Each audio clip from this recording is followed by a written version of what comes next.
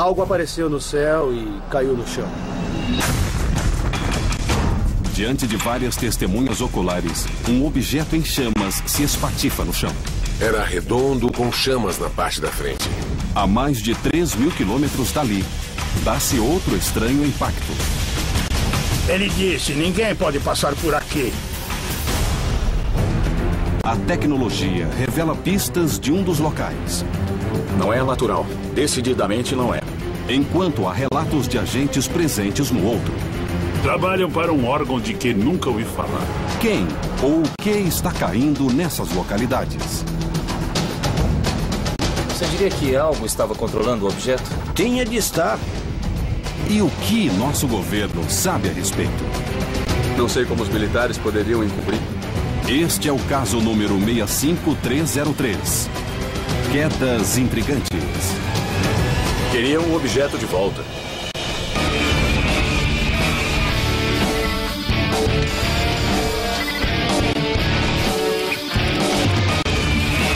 Caçadores de OVNIs.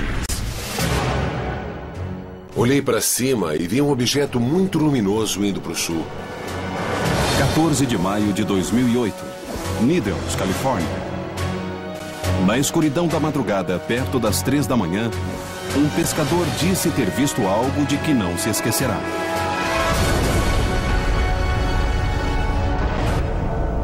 Uma bola de fogo cor turquesa repentinamente iluminou o rio Colorado e, segundos depois, caiu no deserto. Inicialmente, pensaram que fosse um meteoro, mas isso não explica a luz estranha. Mas o incidente não terminou. Em minutos, 5 helicópteros sem matrícula chegam ao local. Não são helicópteros comuns, mas helicópteros militares de 2 rotores, e um deles leva uma grande grua aérea.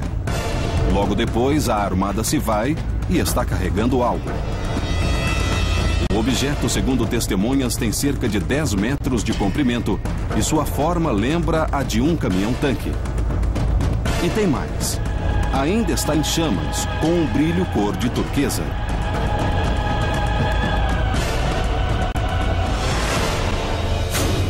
Há uma coincidência de testemunhos no que se refere à presença militar, como apareceram e removeram algo ou limparam a área. Os militares se movem muito, se movem depressa, os helicópteros chegam e levam o que quer que tenha caído. Ainda se investiga Needles. Não sabemos exatamente onde se deu a queda, mas sabemos que houve uma queda e vamos tentar achar o local para ver o que houve.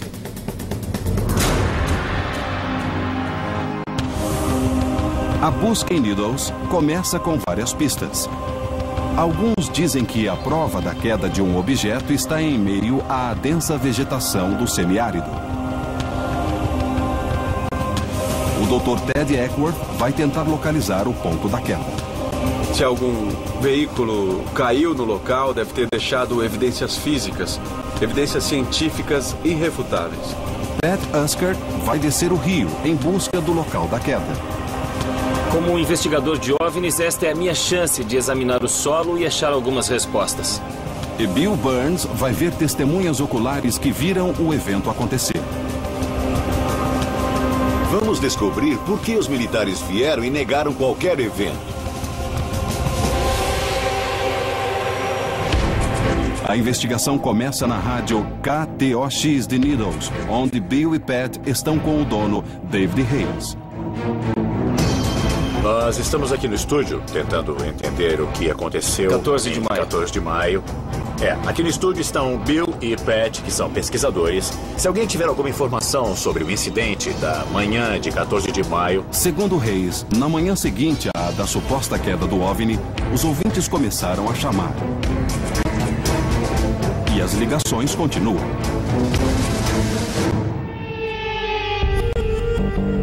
Vamos atender a uma ligação. Você está ao vivo no 1340.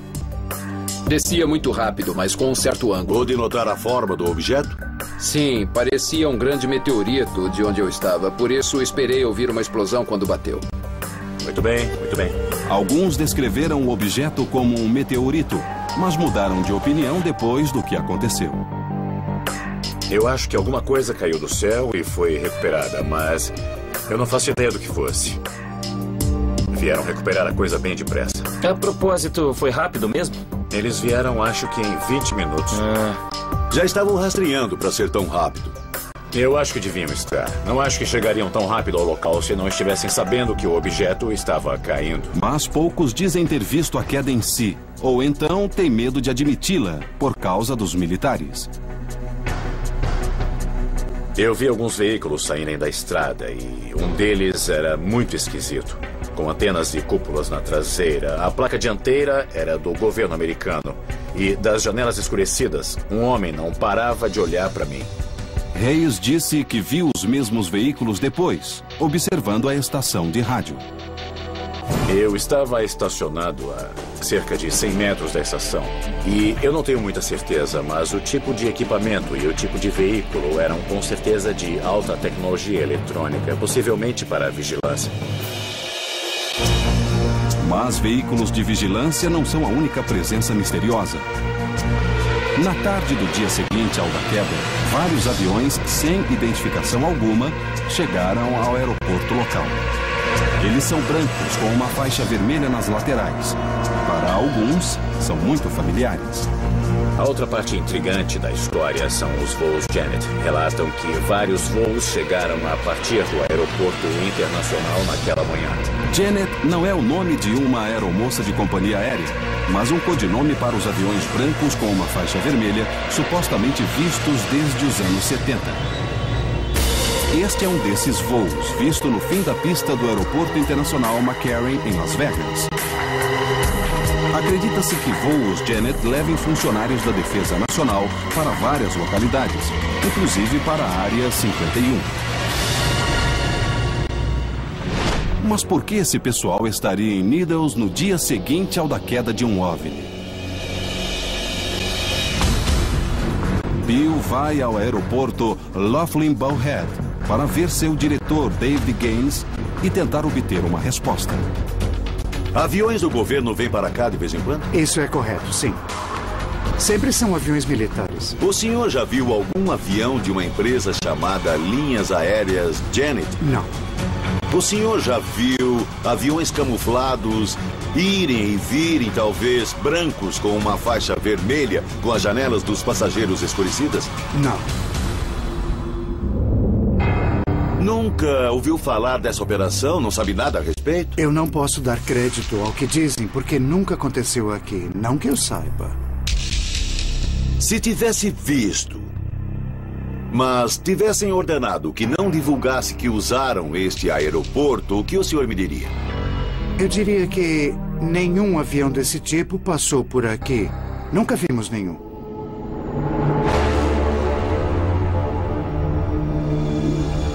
As testemunhas disseram que em 14 de maio, um avião Janet aterrissou ali, dissimulado pela escuridão. David Gaines disse que isso nunca aconteceu.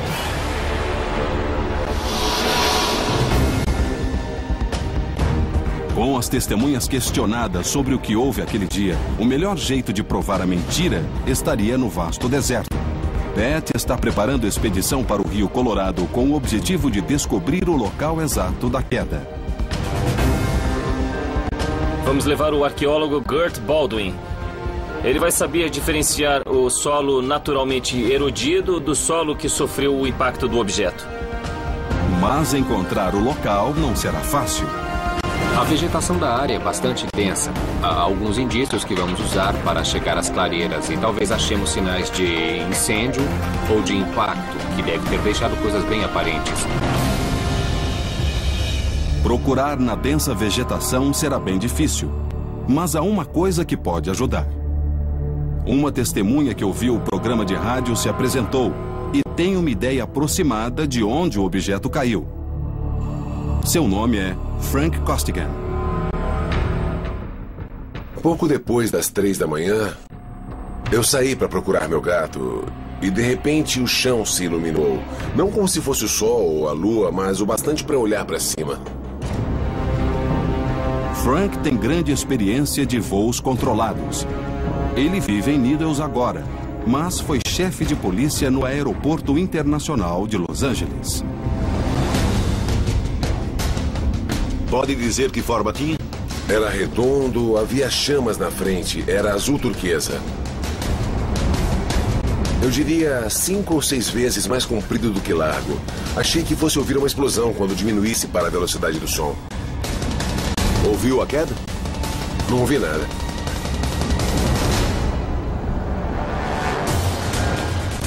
Costigan diz que não ouviu nada, porque o OVNI em queda desapareceu no horizonte. Atravessou uma curva do rio Colorado ao norte de Topog. Mas, pelo que ele viu, Costigan acha que não se tratava de um objeto comum. Trabalhou no aeroporto de Los Angeles? Eu fui chefe de polícia e também superintendente de operações. O objeto era parecido com alguma coisa que já tivesse visto? Não, nada que fosse comercial ou particular. E que eu conheça, nada de uso militar. Deve ter sido um voo operado direta ou remotamente que saiu do controle. É a minha opinião.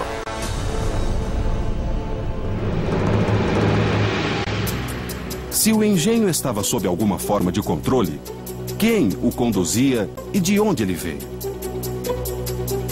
O deserto perto de Needles está cercado de bases militares e locais de testes. A noroeste fica a área da Marinha de Chain Lake. A leste ficam Fort Irving, do Exército, e a base da Marinha de 29 Palms. A sul fica o campo de Yuma, onde o Exército testa artilharia experimental de longo alcance. E a área mais intrigante, a norte de Needles, é a Área 51. Em outras palavras, estamos exatamente no meio de uma agitada área de testes militares onde testam aeronaves ou coisas que nem imaginamos que possam voar. Há duas teorias possíveis. Primeiro, era um veículo alienígena. Segundo, era um veículo nosso. A resposta pode estar com uma testemunha que disse ter ouvido um impacto. Eu olhei para cima e ele fez assim.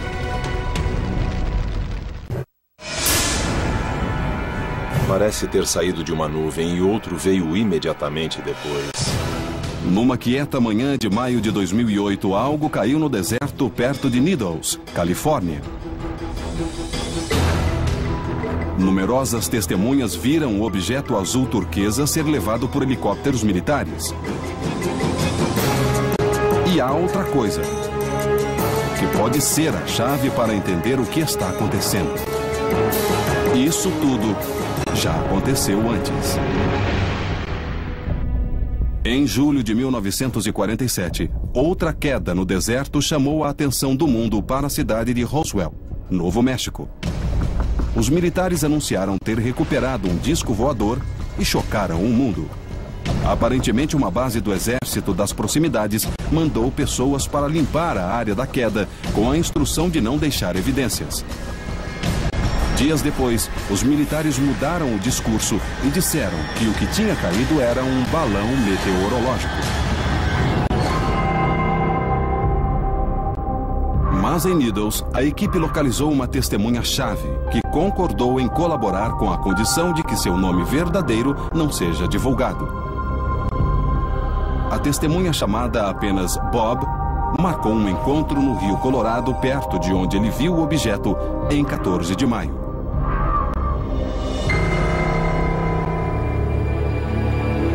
Eu pescava no barco às 3 da manhã e a frente do barco se iluminou. Olhei para cima e vi uma luz brilhante, turquesa.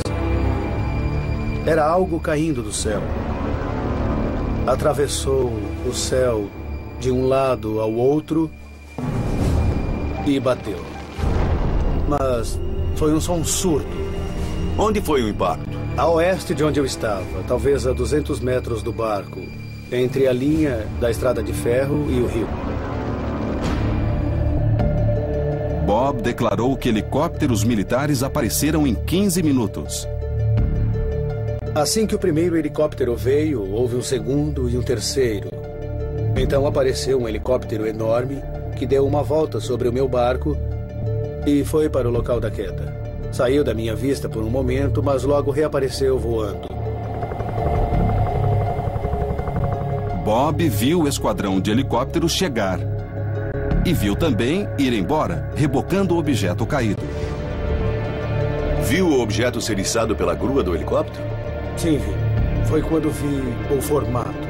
O objeto estava bem iluminado pelos helicópteros que apontavam o holofote.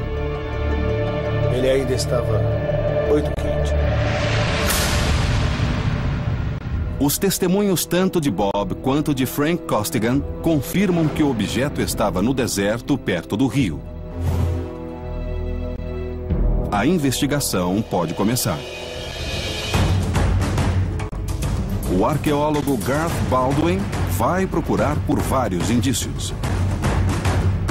Deve haver vários indicadores de um impacto do tamanho do relatado por Bob.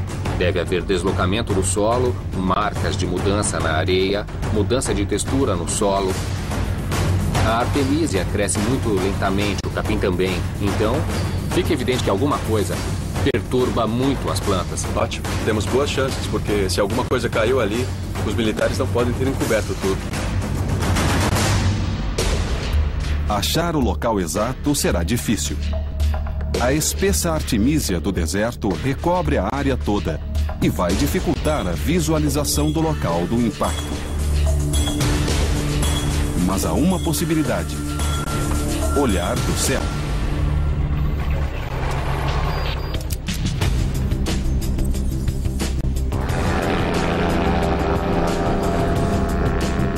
O ultraleve está equipado com uma câmera de alta definição. Enquanto procura pelo ar, Pat e Garth vão seguir por terra, procurando qualquer sinal junto ao rio. E Ted e Bill reconstituirão os movimentos de Bob na água. Se achar que estamos perto do local, avise, porque podemos chamar o ultraleve para nos ajudar pelo ar. Eles podem ver coisas que podemos não estar vendo. Precisamos chegar perto.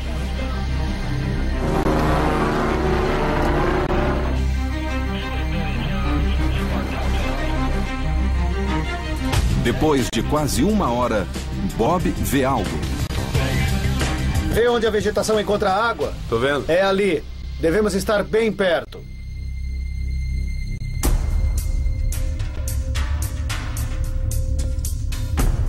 Ele reconhece algumas referências: postes de luz e uma curva do rio à frente. Tem um pontilhão de trem bem ali. Você tem certeza do local? Ele confirma que estamos no lugar certo. O ultraleve é chamado para ajudar pelo ar.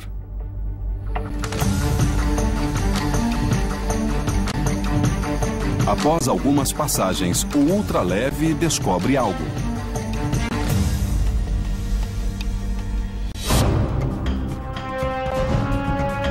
O piloto Glenn disse que viu uma área queimada ao sul daqui. Corresponde à área que você viu, não é, Bob? Isso mesmo. Bem, em algum lugar, nesta posição, ao sul daqui. A vegetação queimada pode ser remanescente da queda do objeto em chamas. Se nós andarmos em S, na forma de um grande S, em equipes de 2, separados 20 ou 30 metros, vamos cobrir rapidamente uma grande área. Vocês podem começar lá e nós ali nos encontramos. Vambora, porque vai escurecer já já.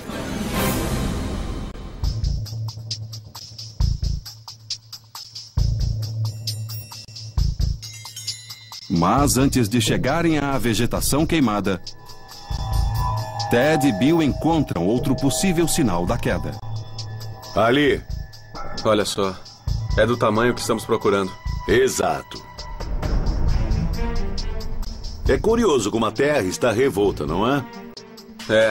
É mais ou menos do tamanho da depressão ou da cratera que se espera.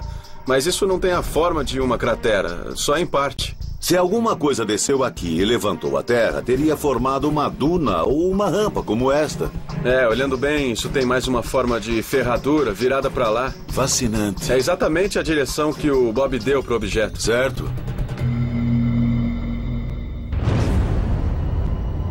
Ted quer a opinião de Garth.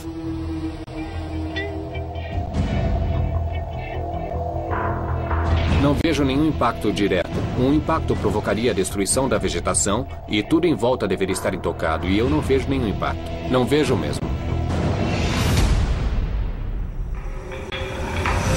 Mas há mais vegetação queimada para dentro. Após algumas horas, ela aparece. Vejam como esta área está queimada. Há material chamuscado por toda a área. E Bob disse que quando tiraram o objeto do chão, ele ainda estava queimando. Mas ele disse que a aterrissagem foi com uma pancada, não com uma explosão. Exato. Então, é um argumento contra o fogo. Mas Garth tem outras razões para questionar este local. Todo o material queimado espalhado indica fogo natural. Há muita vegetação queimada aqui e ali. Acho que é natural. Há vegetação viva por toda parte. Há vegetação seca, vegetação velha. Tudo teria pegado fogo se houvesse um impacto com chamas. Sem provas materiais, a pesquisa em solo não pôde confirmar as afirmações de Bob. Mas com tanto espaço para cobrir, o local da queda de Needles ainda pode estar escondido em algum lugar por perto. Realmente está muito mais difícil do que pensamos. Nosso piloto localizou áreas queimadas. Fomos para lá e examinamos tudo. Não há evidências de impacto. Mas vamos continuar a procurar e ver o que acontece. Durante a busca por terra, uma nova pista apareceu. George Knapp, um jornalista da TV KLAS de Las Vegas, também investigou a suposta queda de um OVNI em Needles. Durante a busca, ele se deparou com funcionários do governo que podem muito bem ser homens de preto. Agentes supostamente encarregados de intimidar testemunhas de OVNIs e de manter esse tipo de evento longe dos olhos do público. George Knapp foi testemunha ocular e viu quem era essa gente, para onde estavam indo e o que estavam fazendo. Enquanto Bill vai verificar essa nova informação, Ted e Pat se voltam para a Pensilvânia, onde uma queda ocorrida perto de Kecksburg está apresentando novas evidências. O incidente de Kecksburg é um marco da ufologia. É o Roswell da Pensilvânia.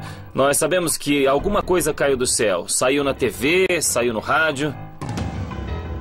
Temos vários instrumentos para usar se estivermos razoavelmente convencidos de onde foi o lugar da queda para ver o que podemos aprender com o que está embaixo da terra. Enquanto Ted prepara um exame detalhado do local de Kecksburg, o depoimento das últimas testemunhas vivas pode mostrar que os militares foram cúmplices de um acobertamento por anos. Andei por ali, dei a volta nele, olhei bem. Essa coisa não é daqui.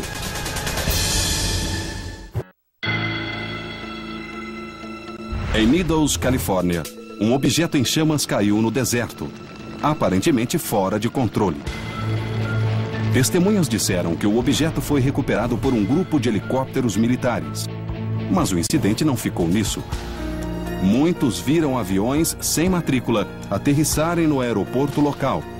Aviões iguais aos usados para transportar pessoas à base militar super secreta da Área 51. Aviso, área de acesso restrito. Mas tudo isso já aconteceu. E não só em Roswell. Há mais de 40 anos, algo caiu perto da pequena Kecksburg, Pensilvânia. Mas, seja o que for, o objeto não estava fora de controle. Segundo testemunhas, alguém tinha de estar pilotando.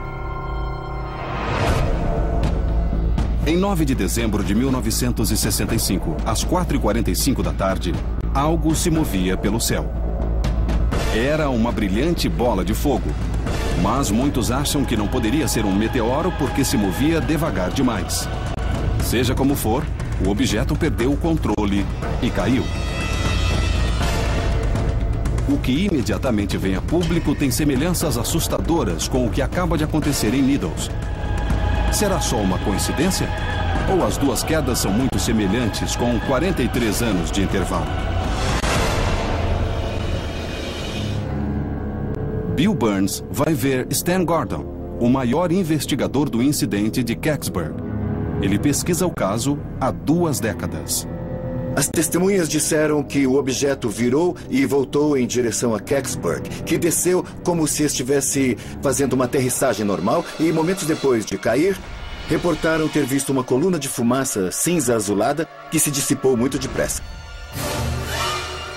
Segundo pesquisas, centenas, se não milhares de pessoas em Michigan, Ohio e Ontário, no Canadá, reiteradamente testemunharam que um OVNI passou descrevendo uma trajetória que terminou em sua queda em Kecksburg. Policiais e estações de rádio e TV foram bombardeadas com chamados e, à medida que chegava ao condado de Westmoreland, a mídia ficou impressionada com a quantidade de relatos que havia. Testemunhas concordam com o que diz Stan Gordon. A pequena cidade se desgastou com o incidente. Ninguém ainda tinha visto nada parecido com o que aconteceu aquela noite. Pat fala com uma das testemunhas, Bill Bilbush, que viu o objeto passar e cair no condado de Westmoreland. Bill, conta o que aconteceu. Ouvi um som agudo e depois vi uma bola de fogo chegando. Moveu-se mais ou menos assim e fiquei observando. E a coisa foi para a montanha. Fez uma curva e voltou. Uma curva perfeita. E desceu. Pareceu mesmo que estava procurando um lugar para pousar. Você diria que algo estava controlando o objeto? Tinha de estar. Bill Bush diz que pegou seu automóvel e foi até o que ele achava ser um avião caído.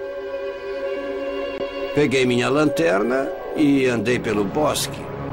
E cheguei até o local e pensei, como vão poder sair se não há janelas e não havia rebites, não havia nada? Você viu o objeto de perto? Eu estava a 2 metros do objeto. E havia fumaça ou alguma Sim, coisa? e cheirava a enxofre. Cheirava a ovo podre. O Bill Bush realmente elimina algumas dúvidas mais primárias de que se tratou de um meteoro, ou de um avião que caiu, ou então uma cápsula. Ele viu uma bola de fogo descer do céu e fazer uma curva. E disse que parecia claramente estar sendo controlada. Logo depois, equipes de emergência chegaram ao local da queda, incluindo a do bombeiro voluntário Jim Romansky. Ele também ficou surpreso com o que viu. Eu fiquei chocado, porque fui preparado para um avião acidentado e vi uma imensa massa de metal enterrada numa vala. Pode descrever como estava enterrado? Em primeiro lugar, era noite. Depois havia muita vegetação em volta do objeto porque ele caiu nas árvores. Romansky diz que o OVNI tinha forma de uma noz e tinha um anel com estranhas marcas que davam a volta do objeto. Essa descrição é única, diferente de outros relatos que dão OVNIs como sendo triângulos ou discos. E há mais. Os estranhos hieróglifos remetem a outro caso. O OVNI de Bentwaters, que aterrissou perto de uma base militar britânica em 1980, mostrava marcas semelhantes às descritas pelas testemunhas de Kecksburg. Já tinha visto algo assim na vida? Não, de jeito nenhum. Minha impressão, depois que olhei para o objeto e andei por ali, dei a volta nele e olhei bem, essa coisa não é daqui. E houve um desenvolvimento que se repetira 43 anos depois em Needles. Poucas horas após a queda, dezenas de militares do Exército e da Força Aérea chegaram à cena. Segundo relatos, isolaram a área para evitar que o público chegasse ao local. E dentro da área restrita, estavam procurando.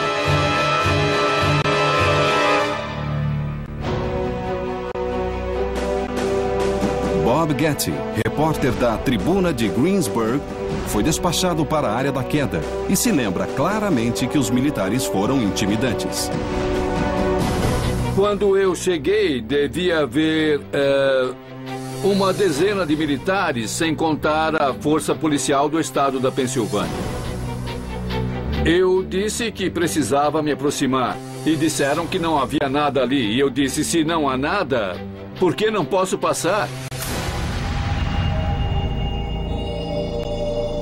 Getty disse que os militares claramente assumiram o controle do local e não a polícia estadual. Nunca vi uma situação dessas em que os militares tomam o controle do local de um desastre. E por que o exército estaria ali? Nós fomos parados por um militar com a arma engatilhada. Eu parei na hora. Depois, Ron parou e falamos com ele. Ele nos mandou voltar para o lugar de onde viemos. Ele me olhou e me apontou o dedo e disse: ninguém pode passar por aqui. Testemunhas disseram a Stan Gordon que mais tarde, na mesma noite, viram um caminhão-plataforma chegar à área da queda. Em menos de uma hora, o caminhão se afastou apressadamente do local, levando alguma coisa sob a lona. Se você ficasse na frente deles, passariam por cima de você. Gordon diz que durante sua investigação, Jim Romansky, Bill Bush e outros o levaram ao local onde se deu a queda. Ele falou com todos separadamente e cada testemunha o levou exatamente ao mesmo local. Eu espero encontrar o local exato onde eu fui levado há mais de 20 anos. Tá certo. Já que teve algum tipo de desastre, eu vou levar um radar de penetração de superfície para ver se a gente descobre alguma coisa nova. Não só o Stan tem muitas testemunhas que corroboram a exata localização, como também parece que tem uma boa chance de que possamos achar algum fragmento. Testemunhas oculares e pesquisadores já estiveram no local antes, mas nunca com esse tipo de tecnologia. Você acha que a marca pode ser consistente com a deixada por um veículo que caiu? Isso é possível? Sim, é possível. Do outro lado do país, o caso de Needles fica mais agitado, com um relato de funcionários públicos que podem ser os famosos homens de preto. Pareciam agentes federais autênticos. Aquilo era uma coisa de fora deste mundo. Em dezembro de 1965, reporta-se que um objeto em chamas está caindo pelos céus do Canadá, de Michigan e de Ohio. Nesses locais, alguns dizem que fragmentos caíram sobre a terra, que se ouviram explosões e que um sismógrafo registrou o impacto, mas nenhuma evidência pôde ser encontrada. Só na Pensilvânia, na pequena Kecksburg, algo pôde ser verificado. Várias testemunhas contam que neste local viram cair um objeto em forma de noz e com estranhas inscrições. E este local ficou sendo o centro das investigações. A equipe vai ser composta do pesquisador Stan Gordon, do geólogo Steve Kite e de Pete Hutchinson, perito em eletromagnetismo. Gordon compara o terreno com uma fotografia que ele tirou em 1985 e acredita que este seja o local do impacto do OVNI. Esse deve ser o lugar que corresponde ao da fotografia? Ted, não poderia haver correspondência melhor. Acho que esta fotografia foi tirada 2 ou 3 metros atrás de nós, naquela direção. Nós temos o que parece ser um poste de cerca. Parece uma cerca de arame farpado e postes de madeira. E parece ter outro ali.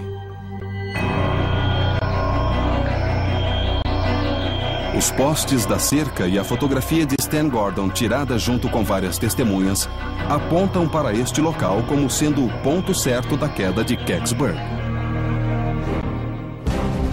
Durante anos, muitos afirmaram que o que atingiu este local foi uma nave espacial russa de teste.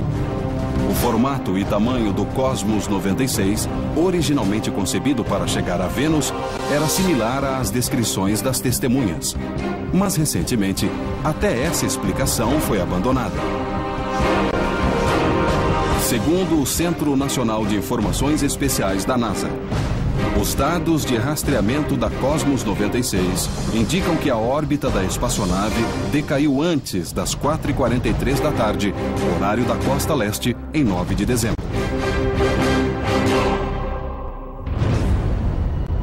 Mas o interesse da NASA pela queda era anterior porque neste local, em 1965, testemunhas viram funcionários da NASA junto com os militares. Vi gente da NASA de uniforme distintivo do lado. Eles estavam de roupa branca.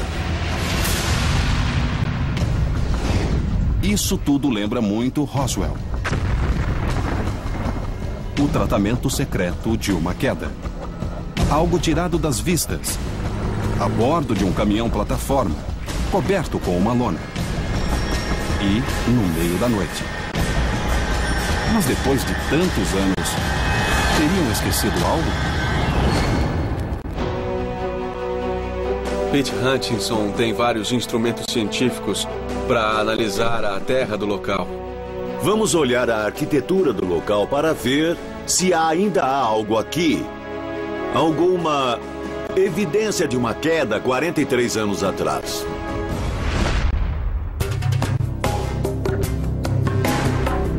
Pete Hutchinson e seu assistente Brian começam a varredura eletromagnética do local. A ferramenta emite energia eletromagnética no solo e a umidade leva à corrente, que é sensível a metais. Vamos poder achar metais e alguma condutividade anormal do solo? Correto. Tá bom, então vamos pôr o aparelho para trabalhar. Durante a busca, o aparelho detecta condutividade metálica. Mas o tamanho e a natureza do metal não serão conhecidos sem processar as informações. Anomalias significativas aparecem no gráfico do visor. A cor vermelha indica grau elevado. Quanto? É muito alto? É quase normal para a área, mas há muito metal. E esse metal está aí naturalmente? A taxa é de algo que não ocorre normalmente na área. Acha que a marca pode ser consistente com a deixada por um veículo que caiu? É possível? Sim, é possível. Segundo Hutchinson, o que torna isto incomum é a alta concentração. A quantidade de metal não é típica desta parte da Pensilvânia.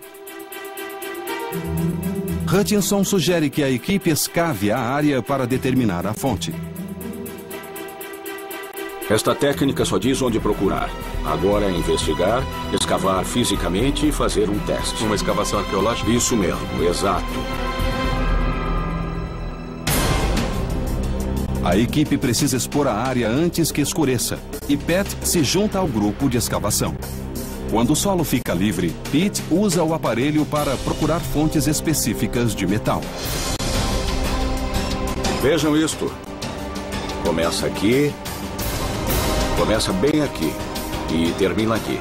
Não é natural, decididamente não é. Está escurecendo e a escavação terá de esperar até amanhã. Que massa de metal será essa, enterrada no suposto local da queda? Eu não sei o que vamos achar, mas estou ansioso para cavar e achar respostas.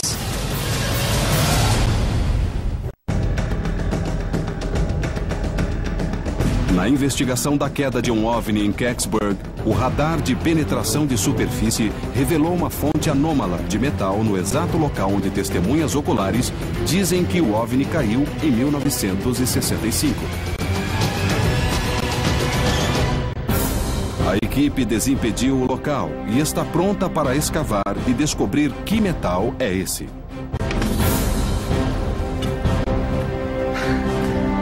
Mas em minutos, a escavação dá em um paredão impenetrável.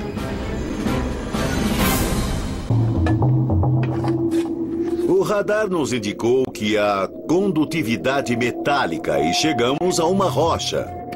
Ou o objeto deslizou na superfície, ou o metal deve estar sob a rocha, o que é totalmente improvável. Talvez o objeto tenha atravessado a área e deixou algum tipo de resíduo junto à rocha.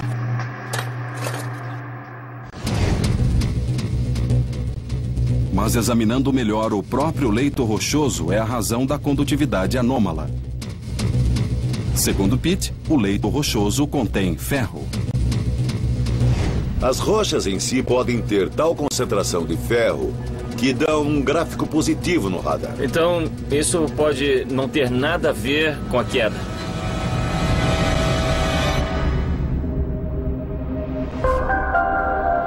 Apesar da falsa pista da rocha, os testemunhos contundentes e as entrevistas de confirmação tornam este lugar obrigatório. Todos concordam que o objeto caiu aqui e que houve, segundo as testemunhas oculares, a presença de militares que levaram o objeto embora. Não encontramos nada, mas um objeto caiu aqui realmente.